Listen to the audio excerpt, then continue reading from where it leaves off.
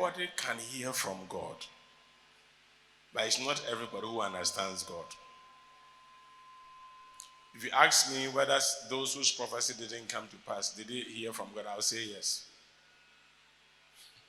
If you ask me whether they were fake, I'll say no.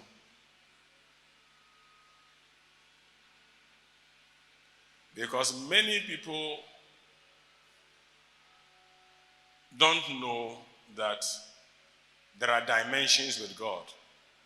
And those of you who are very close to me, I told you that this election is not just human beings that were going to vote. There were celestial beings and there were terrestrial beings. And most of the prophets were only looking at the celestial beings. Now, if we read 1 Corinthians 15, I've said it time and time again, the Bible said there are celestial beings, which are the angels, and they are terrestrial beings. And the terrestrial is dealing with the sun, the moon, and the stars. And most people didn't know that Dr. Baumia, based on his Muslim background, they bow down to the sun, the moon, and the stars. So all the Malams and co that were working with the sun, the moon, and the stars. We Christians are not supposed to bow down to the sun, moon, and the stars. We Christians are supposed to control them. Others choose to bow down to them. That's the big difference. Are you with me? So if you look at it in that dimension, you might be able to do miscalculation. And when it comes to politics, every good prophet will tell you that politics, when it comes to politics, business, life, it is not only flesh. Spirit also plays a role. Let me give you an example. How many of you got a job and when they gave you your first salary, you were super happy and you were always trying to go to work? How many of you now, you don't like the money because you are not happy, and when you are going to work, you are sad? And that mood you are in affects your productivity. And that mood is the soulish realm. Now, I've not said this to you, but there is your soul, your body, and your spirit. Your soul has to do with your past. Your body is your present. And your spirit is your future. It's one tears here. Anything your soul is talking about is based on what has happened to it. Your soul only demonstrates. Yesterday, I had a vision right in my office before doing pastor's meeting, and I was carried to the office of Bishop Oyade. I won't give you all the details. And I saw that child, I was crying. I won't tell you why, but that's okay. So you can really understand that there's the soul realm. So if your soul is not even enthused, or your soul is not even happy, it affects what you do. So Nehemiah will say, the joy of the Lord is your strength. So the strength to do things is based on your joy. And joy has to do with how you feel. How many of you are here with me here? So if you don't feel too excited about something, you don't do it well. Is it true or it's not true?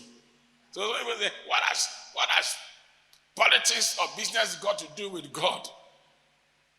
Maybe you can't have people who can explain. But come to FD Yalley and I'll explain it to you that it has so much to do with God. If a prophet tells you that in the next few years your business is going to be the biggest business in Ghana, it will give you hope to continue the business. True or false? And that alone can make you invest capital in it. So if somebody tells you that, oh, these spirit people, they are just wasting our time, excuse me,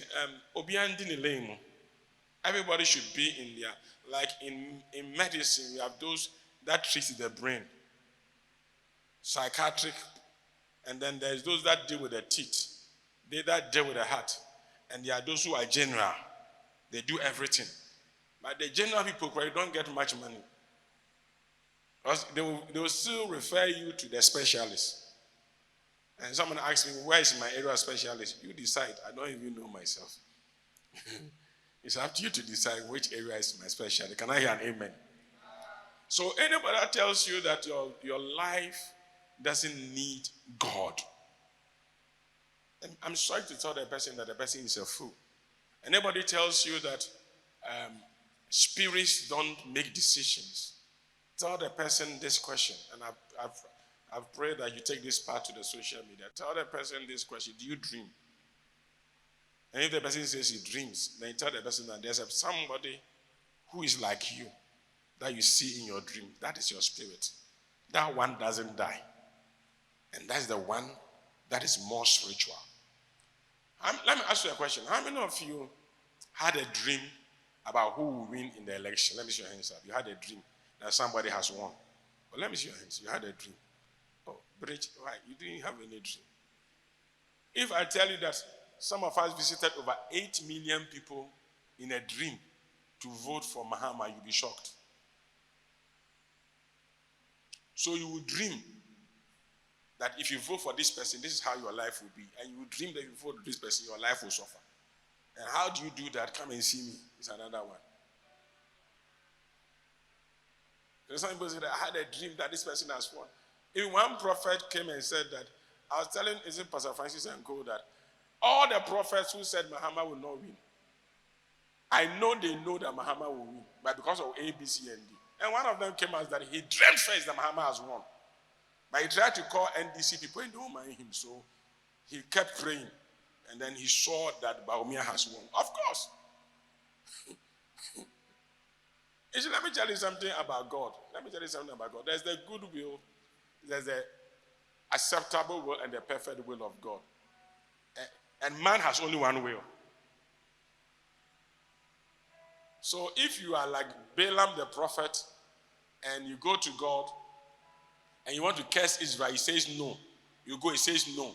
You go, he says no. And you go again, you say yes. He will tell you go. But this time when you go, it won't work. Because you are trying to superimpose your will on him. He will allow you. That is what we call the acceptable will. He will allow you. Because that's what you want. And he will give it to you. So I told you that in 1 Samuel chapter 8, when Israel said they wanted a king, God said, have it. But the king will do A, B, C, and do T. When you cry to me for help, I won't answer. So many people get into troubles by their decisions, and they go to God doing 40 days fasting, and God will say, I won't mind you. He will never answer you, except you revise to his will. Am I teaching something here at all? Oh, amen. So somebody will then say, how do I know this is the perfect, or this is the good, this is the acceptable? It comes by one thing, the transformation of your mind. Your level of understanding about God will determine. Okay, let me give a good example. Let me use you again. You are a civil engineer. If I say, give me the cost of a 2-bedroom apartment, how many blocks do you think we will use? You have to calculate it. How many days will you use? Less than an hour. So you can get it for me. Me, it can take me 1 year. I have to go to the field and go and count 1 block, 2 block, 3 blocks, 4 blocks. I'm not here because it's not my field. But you have a mind about it. So what you give me can be very close. Because you have built a mindset. So a Christian who doesn't study God's word can't define God's mind. When people are giving you prophecy, talk to them about Bible. If they don't know much about God's word, suspect it.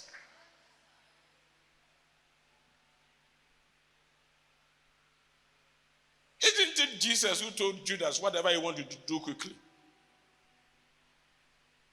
Jesus said it, whatever you want to do it quickly. Jesus said to me, whatever I want to do, I should do quickly. Yes, he said it. But that doesn't mean he wants you to do it. Who will ask you to go and betray him? He was going to tell him, if you want to betray me, hurry up and go and betray me. So Judas will say, I heard God. At the end of the day, he committed suicide. And you will tell that, but didn't you tell me to go and do it quickly? Now what? Yes, he said it. Because you must know God's mind. So Paul said in Romans chapter 12, be ye transformed by the renewing of your mind, so that you will know what is that good, what is that acceptable, and that which is the what? Perfect will of God. Can I hear an amen? Your amen is not good at all. Hello? Are you here? You are not here at all. So develop a mind of God. Casting down imaginations and anything that exalts itself above the knowledge of God. Casting down what? Imagination and anything that exalts itself above or against the knowledge of God. So it's not the knowledge of book. It's the knowledge of God. So if the knowledge of God is below, you will accept or you will replace things that you should be accepting. Oh, amen. Are you here? You are not here at all. And I've taught you this. This one, never forget it. Okay, let's read it. Okay, give me verse 4. For the weapons of our warfare are not carnal, mighty through God, the pulling down of strongholds. Strongholds is not a shrine. Please, are you here with me? Stronghold is not juju place. Stronghold is a mentality.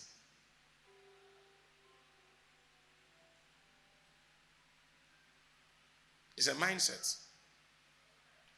If you bring all Americans to Ghana, 1 year, Ghana will look like America. If you take all Ghanaians to America, 1 year, all America will look like Ghana. There's a place in New York, only black people stay there. The place has the rats and cockroaches like Ghana. I have pictures of it. It's a mentality. When you move there, your mentality determines the demons that follow you or the angels that follow you. So verse 5 says, casting down what? Oh, let's go. Casting down what? Imaginations. Or this one says, the King James says, arguments. The original King James says, imaginations. Now, your imaginations determines your argument for or against a thing. Me like this, today I'm praying. I'm not prophesying. I am praying that Kotoko will win against Haas. So at least, and interesting to I'm Kotoko. So he said, casting down and everything that is against the knowledge of God. But you know what he's saying? Every plan of the enemy against me, I bind it. Which knowledge of God are you using in that prayer? Which knowledge of God? You cast it according to.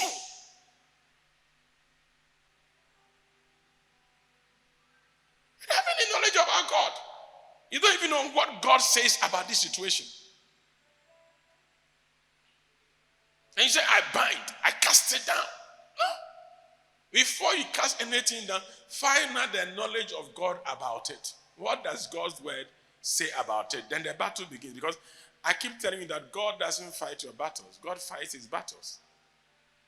And next one I'll tell you. And this thing, if you keep forgetting it, and I've told you this thing that after this election, some prophets will die. Number 2, some men or prophets will lose spiritual ranking. Their positions in the spirit will drop. Luke 19 will tell you that if you are faithful with the least, you have more cities. The cities you get is based on your faithfulness with God. Your ability to understand God determines the scope he gives you. But I've taught you something. Oh, amen? That when it comes to demons, you can bind them. But when it comes to witches, you can deal with them. But when it comes to principalities, the only way to overcome principalities is by what? Principles. Please don't forget this thing in your warfare. I don't want anybody to call any man of God fake. Everybody operated in their level of knowledge. So when it comes to principalities and powers, you do your prayer, but you choose a lifestyle that will beat them. Choose a principle. Most human beings don't have principles. Anything goes.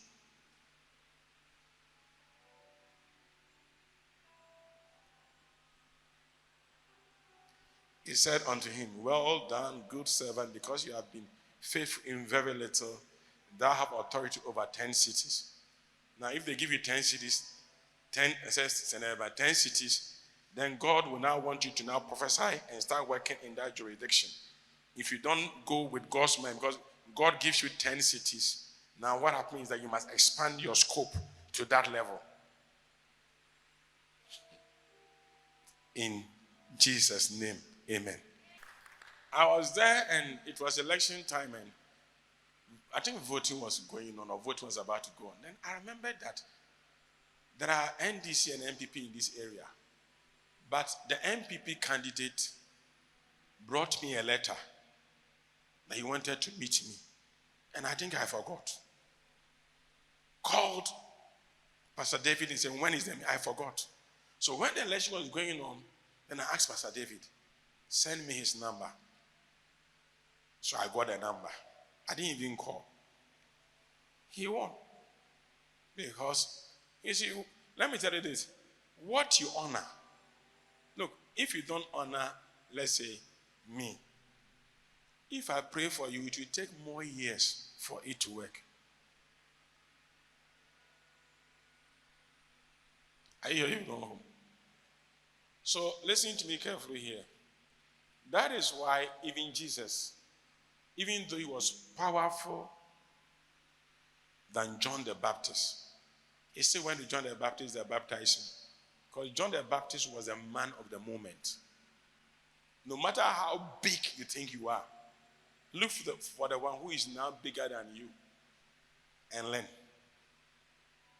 A media house called me and said, man of God, so how do you feel now that Muhammad has come to power? And this was my answer. I said, it is like